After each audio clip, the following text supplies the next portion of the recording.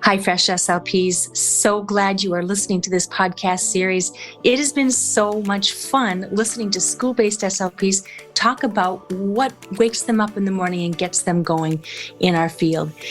This next episode, we're going to be talking with Jill Rentmeester-Disher, and she has the unique position of being a manager of SLPs in a very large public school system. So Jill Rentmeester-Disher, Dr. Rentmeester-Disher, is a manager of SLP services in the public schools, and she has had the privilege and honor of cultivating genius in 110 SLPs who in turn cultivate genius in their students.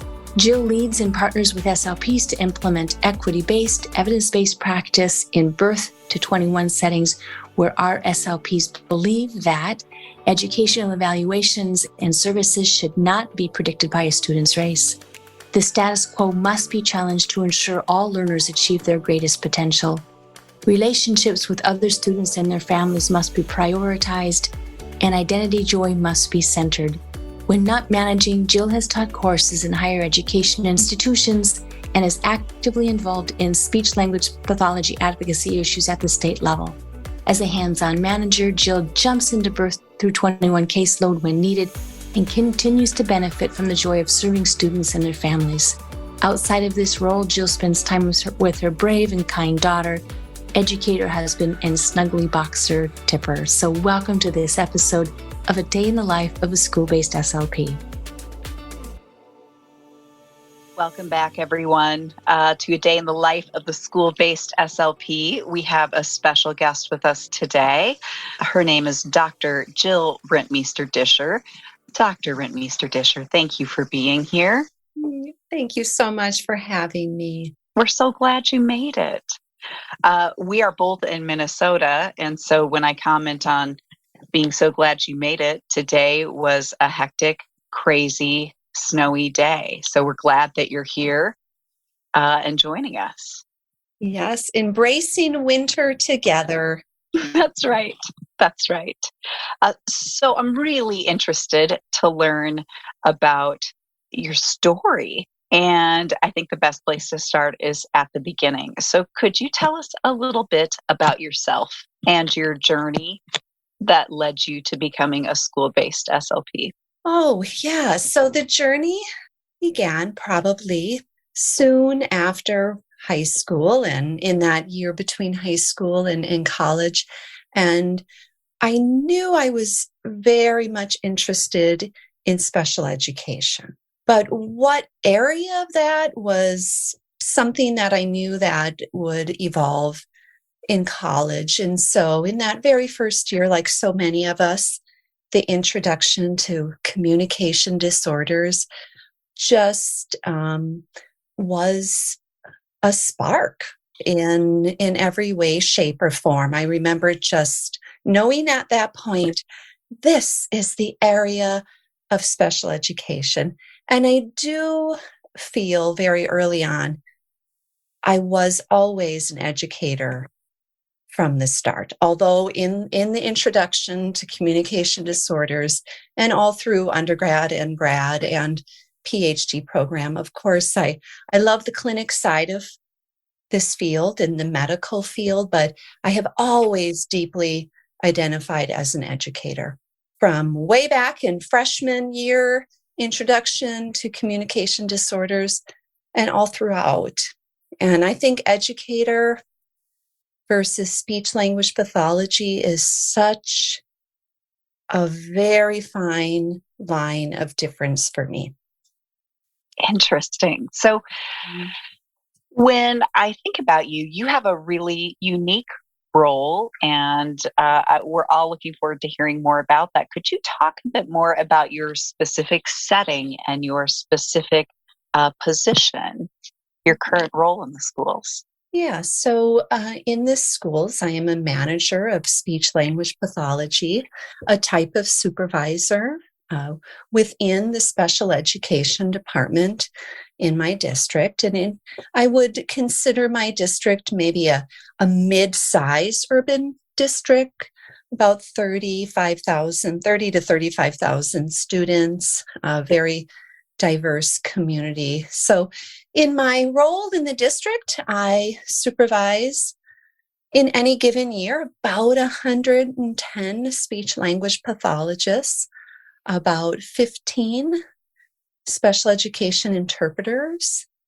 And then in terms of my roles and responsibility, in addition to supervising those two groups of wonderful professionals, then other roles and responsibilities relate to special education in general. So initiatives and policies and innovation, inclusion, and the role of the SLP in school life, and planning with other special education managers and directors about how we all come together as different types of educators, whether it's therapists or teachers, to support students and helping them become who they wish to be. That's wonderful. So could I pick your brain a little bit about your pursuit of your doctorate? I am curious to know what inspired you to continue your education. Was that a requirement for the role that you're currently in? Could you talk a little bit more about that? In general, as a manager in my mid-size district, a PhD is not required, but historically has been a degree that folks have carried.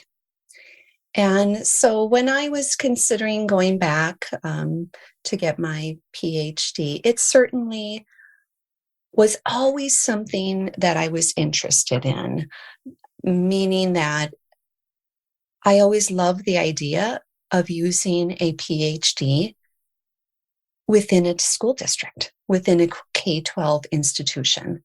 So that to me was just implementation science at its best. And in putting theory into action and partnering with all of the stakeholders that I loved as a clinician. So going back to get my PhD, I was so lucky at the University of Minnesota. There was such a wonderful group of faculty there at the time, and some of them are still there. And they were instrumental in helping me carve a path that I wanted to be on. Because in a PhD program, you do need to find your path and find your passion. And there's so much independent work in the PhD program to be who you wish to be. And so I had really wonderful advisors that recognized that I love the idea of implementation science in a K-12 setting.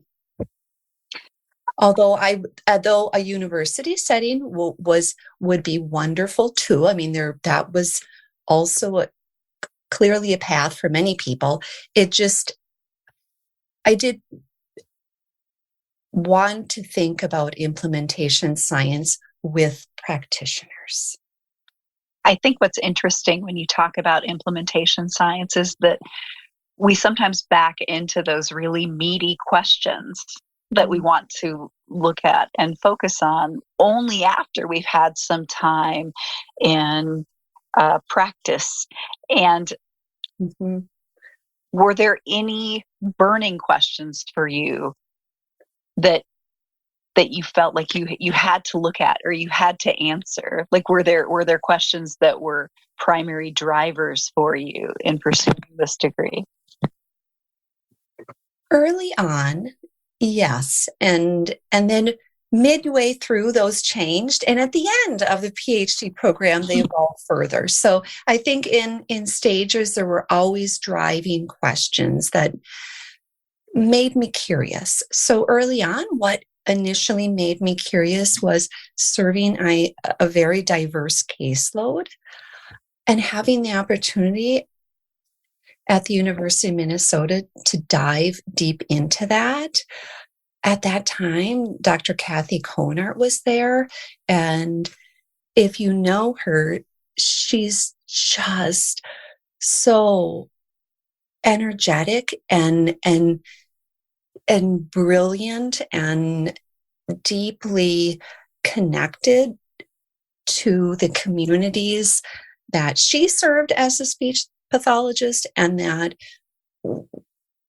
were part of the aim of her research. And so that energy and that curiosity that she had for bilingual learners early on, that is definitely what brought me to the University of Minnesota, because I was serving a multilingual population and I loved every bit of it. And so I wanted to know what are effective assessment and intervention methods for a diverse caseload.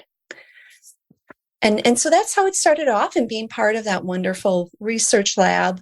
And then, the PhD program, it kinds of twists and turns, and then other things pop up in life.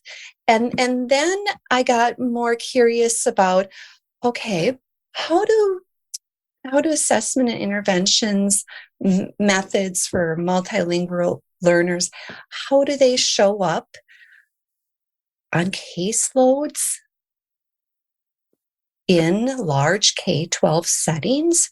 And how do we support practitioners in implementing practices that we know are evidence-based, but that may need some coaching and support? And what systems do we create in K-12 to make sure that tools and resources for assessment and intervention for multilingual learners are accessible by all the practitioners, and the coaching is available to make that work out really well for students and their caregivers. So that kind of morphed. And then at the end of the PhD program, this is just how it goes. It twists and turns. It twists and turns. At least it twisted and turned for me. Then I was at the end more interested in professional growth of practitioners, and then how to support professional growth across all practices, not just practices for assessment and intervention for multilingual learners, which brought me to the University of Minnesota, but professional growth practices across all of the roles and responsibilities that we carried. And how that showed up was developing a performance evaluation system for school-based SLPs. And that was my dissertation. So that amazing. Wow. really was like twists and turns throughout. Yes. So it ended, and it was a really beautiful way to end the PhD program. And every day, like just even today, and as I'm at work supporting folks that I support, I strongly believe that when we support professional growth of practitioners, we support growth of students and their caregivers. And so that logic chain is still, it developed in my PhD program, but it's still very present on a daily basis. We support professional growth of practitioners, and in turn, we support the growth of students. And for our youngest learners, their caregivers. So what's interesting about that is I do know at the present time, though, in addition to all of those system level supports and the support of practitioners and those managerial responsibilities that you have, I know that right now you're still also doing therapy with students as a portion of your job, which is maybe kind of mind-blowing to some of our listeners that you're doing both. And I think historically, at least from my experience, when somebody's in an administrative or a supervisory position, they oftentimes are disconnected from the practice. Could you talk a little bit about still practicing and managing, how you balance some of those things. Let's get into that a bit. Mhm. Well, during COVID times, this has been also a journey that has twisted and turned in many directions, because during COVID and now the Great Resignation and other factors that impact staffing. And staffing is the number one barrier, from my perspective, to innovation. And so staffing, we really deeply need to think about how best to come up with short-term, midterm, and long-term solutions. What happens now for supervisors and managers and directors and other, just that level of managers in any organization, is that you do become a short-term solution for staffing at many times during the past few years and currently, because we need to cover services. And so this year, I have covered services 2 days a week, and then the other 3 days I manage.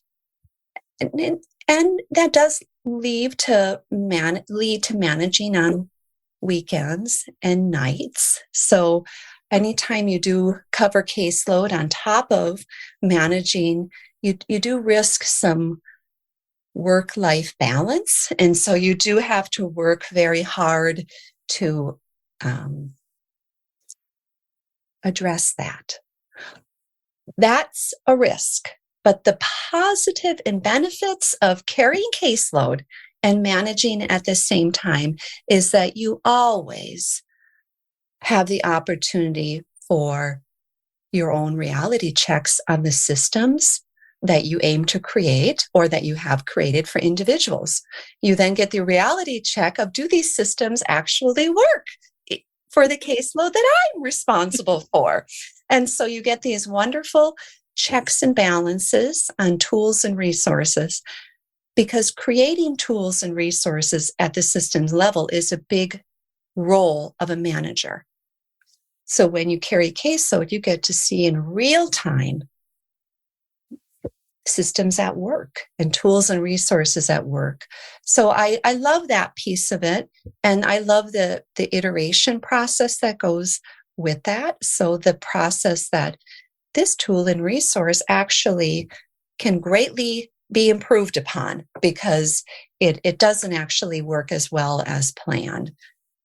And carrying caseload, I get the opportunity to partner with the other SLPs in the building and the teachers, of course, and the assistants. So that also brings a lot of joy to a manager. So while the biggest risk is work-life balance, can be tricky when you cover caseload and manage, the benefits are wonderful. And this year I cover caseload every Tuesday and Wednesday, and I look forward to it.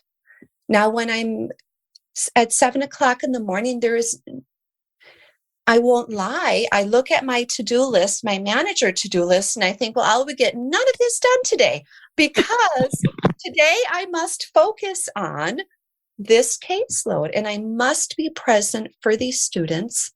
And if I'm working with little kids, they're caregivers, and I must be present.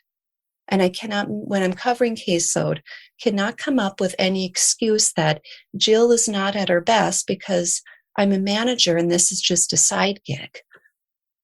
I have to be fully present, just like any SLP would be fully present for their caseload. So I think my experience is not unusual during this time of multiple roles. I think your experience of actively practicing while managing is somewhat unique. And from the perspective of someone who has only carried a caseload and who has not managed, I would be delighted if individuals who created systems and tools and expectations had that rooted in an actual caseload experience. So when I'm hearing you talking, Mhm. I'm thinking to myself, that would be wonderful if every person who's managing or supervising could contextualize the ask, the expectation, the tools with the realities of that day-to-day workflow. So I heard you say that the joy, of course, is working with students and caregivers and teams. Mhm. The challenge is work-life balance. Mhm. Do you anticipate it being like this for a while? Do you think that balance will come? Are you just living in the present? Um,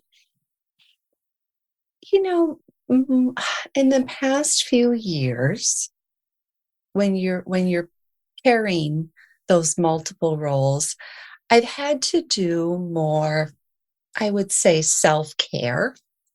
I have needed to pick up more books or listen to more blogs or tune in to podcasts that focus on self-care and balance.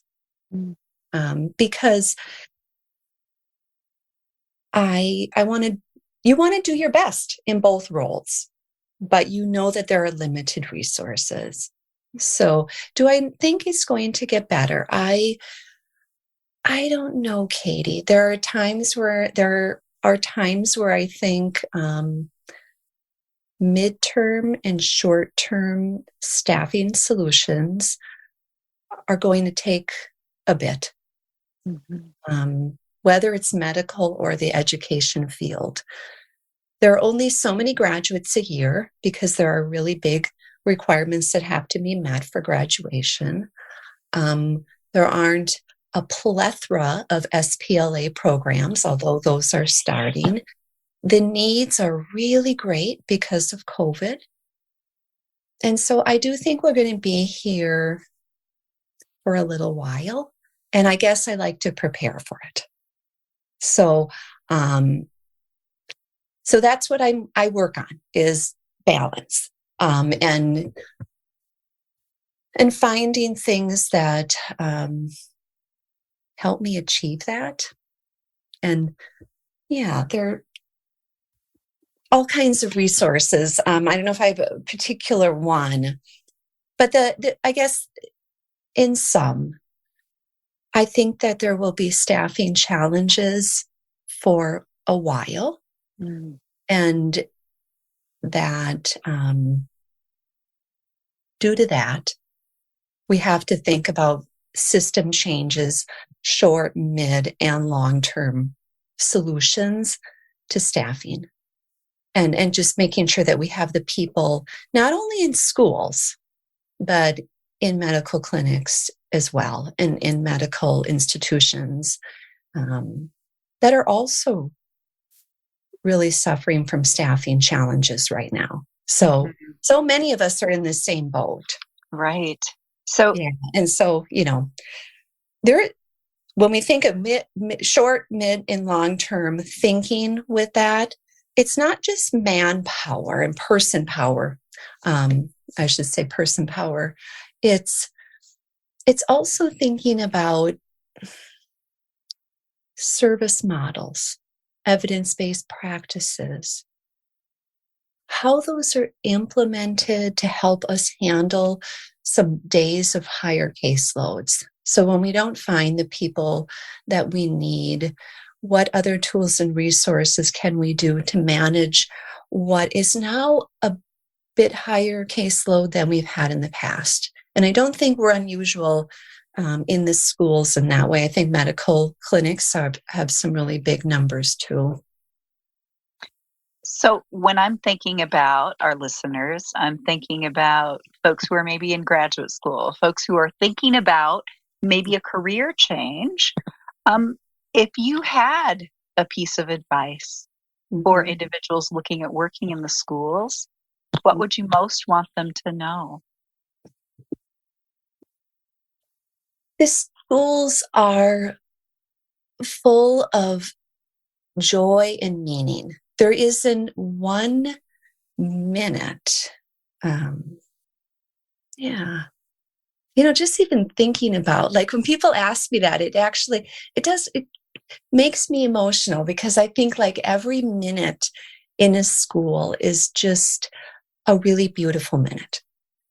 So that's one thing that listeners should know. The moment that you walk in and the moment you walk out, all day, you have the opportunity to build connections with young learners. And that is such a beautiful gift. That day will be very diverse, because in the schools, we serve whatever the needs are for that particular school. And that often means wonderful ability diversity, wonderful areas of all the identity diversity. And so that is joy-filled.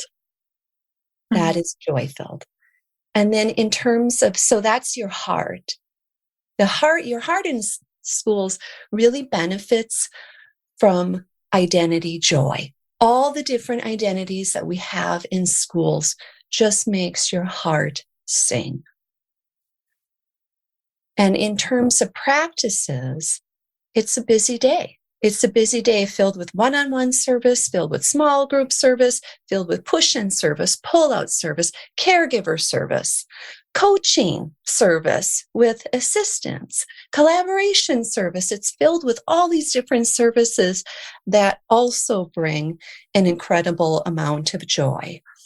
But in order to pull it off successfully, you do need to have a good backpack of evidence-based practices. Mm-hmm. And you kind of need to hone in on those practices that are big levers, and then sort of let go of some of the practices that may not be as big of levers. And so when we're working with new SLPs in my district, we think deeply about those big levers in categories of skills that we tend to serve. So what are the big levers for language literacy intervention? And how do we make sure that people have tools and resources for those big levers? When it comes to speech sound disorders, what are some big levers? Do we have the tools, the resources, and the coaching for it? And then for fluency, because that is a lower frequency disorder impairment in general, do we have tools and resources and some expert coaching in that area? So that's part of being in schools, is thinking about, you're going to have a really awesome, diverse caseload. And you want to have in your backpack those certain evidence-based practices that are going to be efficient for you and effective. And that's kind of fun in this field right now, because there's just a lot of great information that can be gathered. And I think distance learning the past few years, there's been even a further explosion of materials and resources, and a lot of them are really nice evidence-based resources that people can now easily access to prepare for diverse caseloads in schools. Wow. I mean, Jill, the time flew by. I can't believe it, but we're almost out of time. I really do want to thank you so much for the conversation. I want to thank you for talking to us about meaning and joy and balance. Is there anything that we neglected to mention? Any parting words or thoughts or takeaways that you want us to be thinking about as we wrap up? I think, like, anytime we have the opportunity to talk speech and language, my heart always goes towards connection. Connection. And that is the beautiful thing about this job. It's the connection with staff as a manager that I love. It's connection with students and their caregivers that I love when I carry caseload, and what therapists love who carry a caseload every day. It's the connection to something that we believe in. So I identify strongly as an educator. So to serve within public education just connects me to a core value. That connection is also present. And within that equity, the connection and the values towards equity. And so that's kind of what's going through my mind right now as we talk about speech pathology, is just my heart is thinking about all the connections every day that bring meaning and joy. Connection to me is always the first step, and it's never wasted time. And that's been a through line through this whole series, is that connection's always the first step, and it's never wasted time. No. Oh, well, and if you thank you. Thank you. Thank you. We appreciate you. Right back at you. Appreciate you and appreciate putting this space out there to talk about these awesome issues, and just the ability to think about these in a podcast, and to listen and be inspired. And I'm not saying about me. I'm saying about your guests. It's great. Okay. I don't want to listen to me and be inspired. But I love this idea that you guys thought of. I mean, it's just awesome. Yeah. Thanks. Hi, Fresh SLPs. I hope you enjoyed that episode as much as I did. Because I am not school-based, Jill's perspective and the discussion she had with Katie was something I could have only dreamed about of listening in on.